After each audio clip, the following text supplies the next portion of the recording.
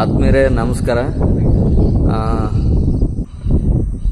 ಕಲಿಸು ತರಬೇತಿಯ 2 ದಿನದ ಮೊದಲ ಹಂತದ ತರಬೇತಿಯ ಬಗ್ಗೆ ನಮ್ಮ ಡಾಕ್ಟರ್ ರಾಜ್ಕುಮಾರ್ ಸರ್ ಅವರ ಒಂದು ಧ್ವನಿಯ ಅನುಕರಣೆಯಲ್ಲಿ ಈ ತರಬೇತಿಯ ಬಗ್ಗೆ ಅವರ ಧ್ವನಿ ಅನುಕರಣೆಯನ್ನು ಮಾಡಲಿಕ್ಕೆ ಪ್ರಯತ್ನ ಮಾಡ್ತಾ ಇದ್ದೀನಿ. ಹೇಗೆ ಬಂದಿದೆ ಅಂತ ಪ್ರತಿಕ್ರಿಯೆ. ನೋಡಿ, ತರಬೇತಿ ಬಗ್ಗೆ ಮಾತಾಡಬೇಕು ಅಂತ ಹೇಳಿದ್ರೆ ಒಂದು ರೀತಿಯಲ್ಲಿ ಆ ತರಬೇತಿ ಅನ್ನೋದು ಎಲ್ಲವೂ ಕೂಡ ಕೃಷ್ಣಮಯ ಅಂತ. ಎಲ್ಲವೂ ಕೃಷ್ಣಮಯ. ನೋಡಿ, ಯಾಕೆ ಅಂತ ಹೇಳಿದ್ರೆ ನಮ್ಮ ತರಬೇತಿಯ ಮೂಲ ಸೂತ್ರಧಾರಿಗಳು ಶ್ರೀ ಕೃಷ್ಣ ಸಾರು, ಆಮೇಲೆ ನಂತರದಲ್ಲಿ ನಮ್ಮ ಓರೆಗಾಮಿ ಅದರ ಬಗ್ಗೆ ನಮ್ಮನ್ನು ಸಂಪೂರ್ಣವಾಗಿ ತಲ್ಲೀನರಾಗಿ ಮಾಡಿದಂಥವರು ಹಿರಿಯರಾದ ಮುರಳೀಧರ ಸರ್. ಅಲ್ಲಿ ನೋಡಿ, ಅಲ್ಲಿ ಶ್ರೀಕೃಷ್ಣ ಬಂದ.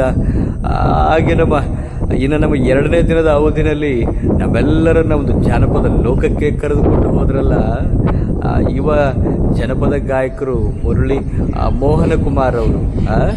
ಇದೆಲ್ಲ ನೋಡಿದಾಗ ಏನೋ ಒಂದು ರೀತಿಯಲ್ಲಿ ಶ್ರೀಕೃಷ್ಣನ ಒಂದು ಆಶೀರ್ವಾದ ನಮ್ಮ ತರಬೇತಿಗೆ ಇದ್ದೇ ಇದೆ ಅಲ್ವಾ. ಅದಕ್ಕೆ ನಮ್ಮ ಶ್ರೀಕೃಷ್ಣ ಸರ್ ಹೇಳ್ತಾ ಇದ್ರು, ನಾನು ಎಲ್ಲಿ ಹೋದರೂ ನಿಮ್ಮ ಜೊತೆಲೇ ಇರ್ತೀನಿ ಅಂತ. ಅದು ಒಂದು ರೀತಿಯಲ್ಲಿ ಅರ್ಥಪೂರ್ಣವಾದಂಥ ಮಾತು, ಭಾಳ ವಿಶೇಷವಾದ ತರಬೇತಿ ಅಂತ ನಾವು ಹೇಳ್ಬೋದು ಇದ್ರ ಬಗ್ಗೆ. ಯಾಕೆ ಅಂತ ಹೇಳಿದ್ರೆ ಎಲ್ಲವನ್ನೂ ಪದಗಳಲ್ಲಿ ವಿವರಿಸ್ಲಿಕ್ಕೆ ಸಾಧ್ಯ ಇಲ್ಲ. ಏನಂತೀರಿ? ಅನಂತ್ನಾಗ್ ಸರ್ ಅವರ ಧ್ವನಿಯಲ್ಲಿ ಈ ಒಂದು ತರಬೇತಿಯ ಬಗ್ಗೆ ನಮ್ಮ ರಾಜಣ್ಣನವರು ಹೇಳಿದ ಹಾಗೆ ಸಂಪೂರ್ಣವಾಗಿ ಒಂದು ಶ್ರೀಕೃಷ್ಣಮಯವಾಗಿತ್ತು ಅಂತ. ಎಲ್ಲವೂ ಕೂಡ ಶ್ರೀಕೃಷ್ಣಮಯ. ಜೊತೆಗೆ ನಮ್ಮ ಸಹೋದರಿಯರಾದಂಥ ಸ್ವಪ್ನರವರು ಆಡಿಸಿದಂಥ ಭಾಳ ವಿಶೇಷವಾದಂಥ ಆಟಗಳು. ಯಾಕೆಂತ ಹೇಳಿದ್ರೆ ನಮ್ಮ ತರಬೇತಿಯಲ್ಲಿದ್ದಂಥ ಸುಮಾರು 25-27 ವರ್ಷದ ಒಂದು ಸೇವಾವಧಿಯನ್ನು ಹೊಂದಿರುವಂಥ ಗುರುಗಳು ಸಹ ಅವ್ರೇನು ಹೇಳಿದ್ರು ಅಂತ ಹೇಳಿದ್ರೆ, ಈ ಥರದ ಆಟಗಳನ್ನು ನಾವು ಆಡೇ ಇಲ್ಲ, ಇದರ ಒಂದು ತರಬೇತಿಯನ್ನು ನಾವು ಎಲ್ಲೂ ಪಡೆದೇ ಇಲ್ಲ. ಈ ಥರದ ಮಾತುಗಳು ಅಲ್ಲಿ ಬರ್ತಾ ಇದೆ ಅಂತ ಹೇಳಿದ್ರೆ ಅದು ತರಬೇತಿಯ ಒಂದು ವೈಶಿಷ್ಟ್ಯತೆಯನ್ನು ಹೇಳುತ್ತೆ.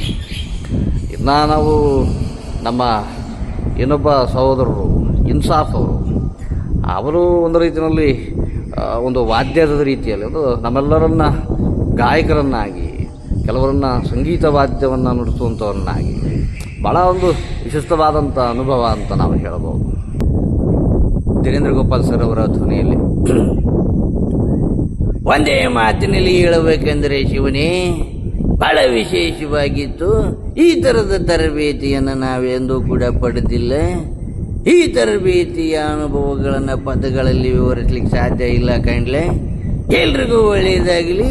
ಮುಂದಿನ ದಿನಗಳಲ್ಲಿ ಮತ್ತೆ ಸಿಗೋಣ. ಎಲ್ರಿಗೂ ನಮಸ್ಕಾರ. ಶಿವನೇ ಶಂಭುಲಿಂಗ.